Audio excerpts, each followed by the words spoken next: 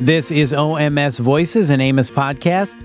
I'm Bill Klaproth, and with me is Dr. Waldemar Polido, who is here to discuss full arch rehabilitation, zygomatic implants versus traditional techniques. Dr. Polido, thank you for being here. Hi, Bill. My pleasure. It's going to be great to discuss this topic with you today. Absolutely. So let me ask you this first. What are dental implants and zygomatic implants? What are the similarities and what are the differences? That's a really good question. So both are implants or dental implants made to rehabilitate patients that have one, two, or more missing teeth. The main difference is that the zygomatic implants, they are longer implants, and they are meant to go through what we call the upper jawbone, inside out through what we call the cheekbone, also the zygomatic bone. So they are meant to be used in patients that do not have upper jawbone available for traditional dental implants. Traditional implants usually range from 8 millimeters long to maybe 12, 14, whereas zygomatic implants start at 32, 34 millimeters long. So basically, they osseointegrate the same. The way we drill into bone and put the implants in is basically the same. Some biomechanical restorative concepts are the same, but they are just a different technique meant to anchor the tip of a zygomatic bone into the zygomatic or cheekbone from inside out. So at the end, we have that holding teeth where they need to go. And the other main difference is that we do not place just one zygomatic implant. We need at least one zygomatic implant and one additional implant. Usually it's two zygomatic implants, one each side, plus a traditional implant in the middle, or even 4 zygomatic implants. So we can splint or unite a zygomatic implant with a traditional implant. So depending on the person then, Dr. Polido, traditional dental implants are smaller, and those get screwed into the jawbone, where the zygomatic implants are longer. If a person doesn't have much of a jawbone, those then get drilled into the cheekbone. Is that right? That is correct. So they go through the very thin or even non-existent sometimes upper jawbone, and then they get anchored on the cheekbone. So are there advantages to the zygomatic implants compared to traditional dental implants and bone grafts? Obviously, you have to use one if someone doesn't have much of a jawbone, but are there other benefits outside of that? Yeah, the main benefits are actually timing and invasiveness. So imagine someone that does not have all the teeth in the upper jaw, and they do not have a lot of bone. To be able to put a normal implant, sometimes we have to go to traditional bone grafting reconstruction that require one procedure just to reconstruct bone, let it heal from 4 to 6 months, then go in and put a traditional dental implant or several of those, like 4 to 6 dental implants. Whereas a zygomatic implant, it's called a graftless procedure, so we do not have to graft. So we just go through the very thin or minimal maxillary bone, through or out just next to it, or sometimes through the maxillary sinuses. And then we anchor those implants in a very dense, strong zygomatic bone. So that's really interesting. So let me ask you this. Is one of the benefits that this is a quicker, a faster procedure? Is it less invasive? Is there less recovery time as well? Yes, it is a bit more invasive than a traditional implant. But when you compare, if you have enough bone, you would just do a normal traditional implant. But when you compare the major grafting procedures, plus waiting the time, plus the invasions of harvesting sometimes bone to graft with a zygomatic implant, you just can go right away and just put the zygomatic implants in. And the other advantage, because the cheekbone is so thick and dense, we get really good stability, what we call anchorage or primary stability. And we can sometimes do what we call immediate loading. So we get a temporary denture and screw retain that onto the zygomatic implants that are placed combined between them or with 2 conventional dental implants. So it's the immediacy concept or the chance for immediately delivering in a couple of days a temporary denture is a lot higher than when you're doing a bone graft, of course. Yeah, that makes a lot of sense. So check me if I have this correct. With the zygomatic implants, it sounds like bone grafting can be avoided then if you use zygomatic implants. Is that right? That is correct. It is considered a graftless technique. In some instances, when even bone may be so destroyed or non-existent, that even when we do zygomatic implants, we have to do minor bone grafting at the same time, just to kind of protect the neck of the implant.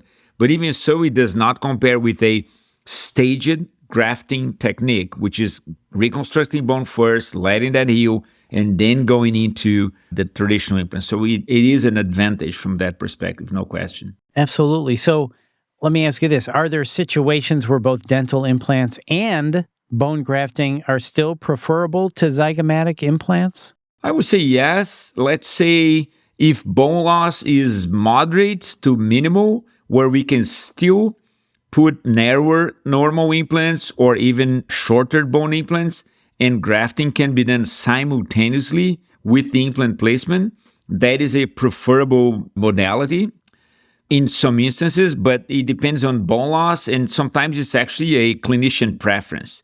But yeah, traditional implants have been around for a long, long time.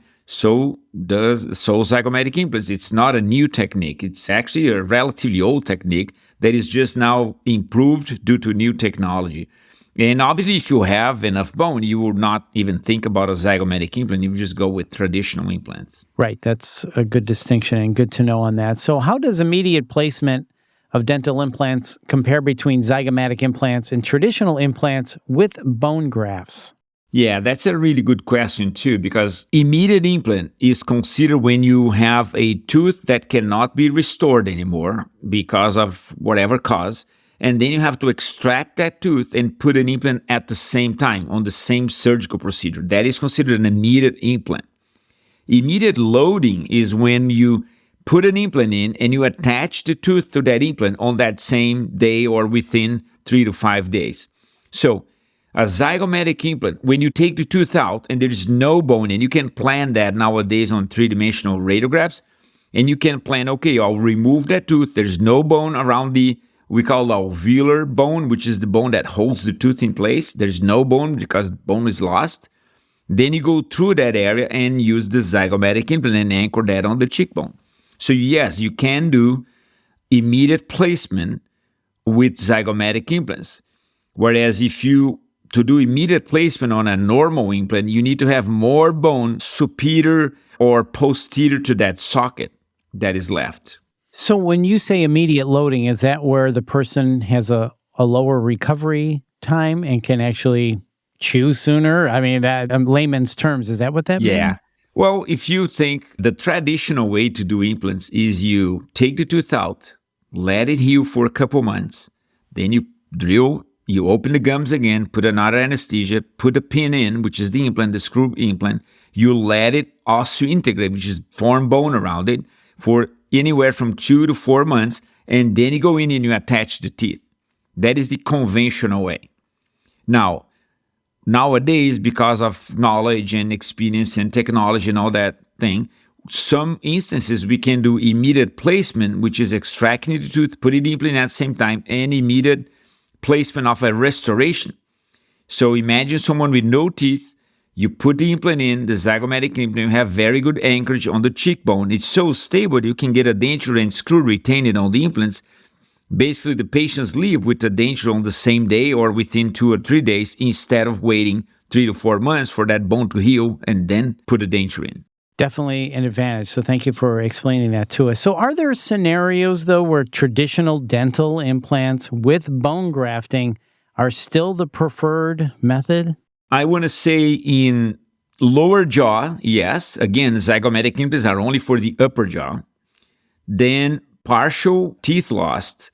Patients have some teeth, but not all. Some teeth can be kept. So then for partial missing teeth, partial areas of missing teeth, then traditional implants are still the best. Bone graft reconstruction and traditional implants are still the best. And obviously, it depends on the anatomy. So what we try to look at is a anatomically driven type of thing. If patients have some bone on the anterior, let's say below the nose area, we can put traditional implants instead of going to zygomatic implants. But if they have no bone, then we can add more, up to 4 zygomatic implants on the same patient. So some partial instances, of course, a single tooth that is lost, that is for a traditional implant and for the mandible. For the upper jaw, if they have all missing teeth or will have all the teeth extracted, then the zygoma becomes a interesting idea. Is there a scenario, and maybe you answered this earlier, where you use both the traditional implants and zygomatic implants at the same time? Yes. So that is based on the available bone that the patient has. Okay. If they have bone on the anterior teeth, we call like the canine to canine region, let's say, right? Just below the nose.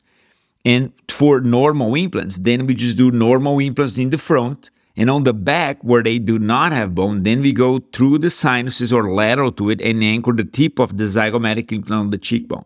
Okay, got it. So we combine both techniques. Right. Okay.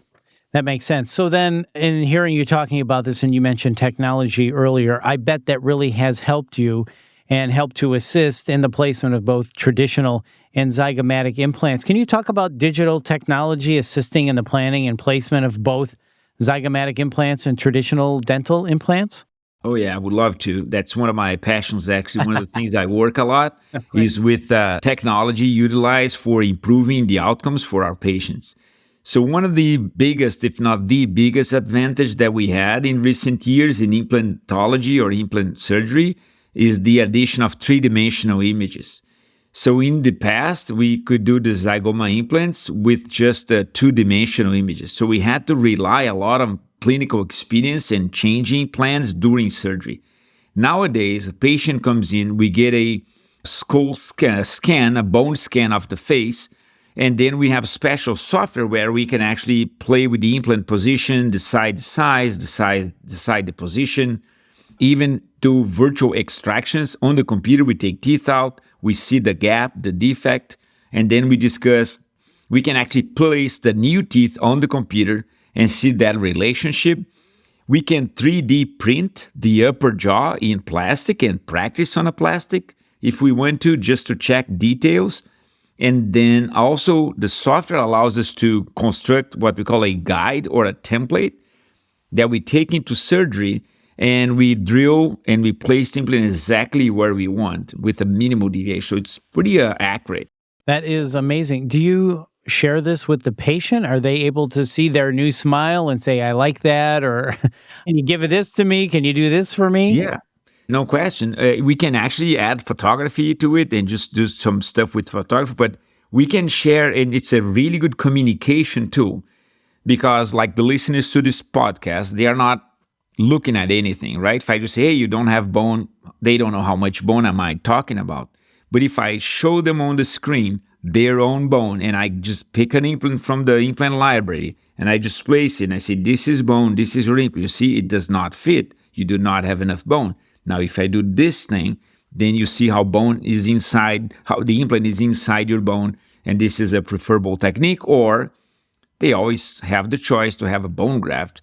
Like, I would like to think also, going back to one of your previous questions, that a very young patient that is unfortunate to not have teeth, let's say less than 40 years old, maybe bone grafting could be an advantage long term down the road, because then we rebuild bone, and the more bone we have around implants, the better. Mm-hmm. That is an option. So definitely technology helps to discuss all these options with our patients.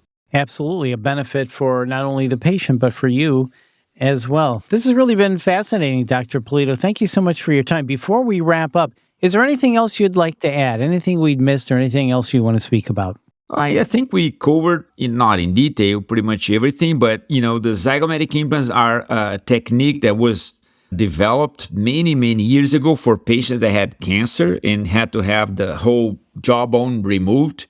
Still is an indication, but nowadays we use it for patients that just lost their teeth and they lost all the bone with it also. Once you lose a tooth, you lose bone. And then when bone becomes, we call atrophic or with minimal volume, then the zygomatic implants, due to all this technology, new designs of implants that we have nowadays, new connections between the denture and the implants, we can provide the patients with a better, safer, and faster and less invasive type of treatment. And also I would like to highlight that because they go into the cheekbone, just through the sinuses, very close to the eye sockets or the orbits, and into areas where we have kind of a complex anatomy, oral maxillofacial surgeons are mostly prepared to do those type of techniques instead of a colleague that is good with traditional implants but is not used to work in that area of the face. So I think this is a highly advanced, complex technique that requires surgeons that have very good experience and that are used to work in that area of the face, because if you do not have that experience, it may lead to complications, and we don't want that to our patients. That is such a great point. Choose an oral and maxillofacial surgeon if you're having this type of dental surgery. Oral and maxillofacial surgeons are the experts in this. You are trained in these types of surgeries. Isn't that right, Dr. Polido? That is correct. And those surgeries usually require sedation, so the patients are asleep, or even in the operating room. So we have everyday access and knowledge and training on those areas as well. Absolutely. Very well said. This has really been informative and educational. Thank you, Dr. Polido. We appreciate it. Thank you for all the questions and the opportunity. You bet. Once again, that is Dr. Waldemar Polido. And for more information and the full podcast library, please visit myoms.org. And if you found this podcast helpful, please share it on your social channels and don't forget to subscribe. Thanks for listening.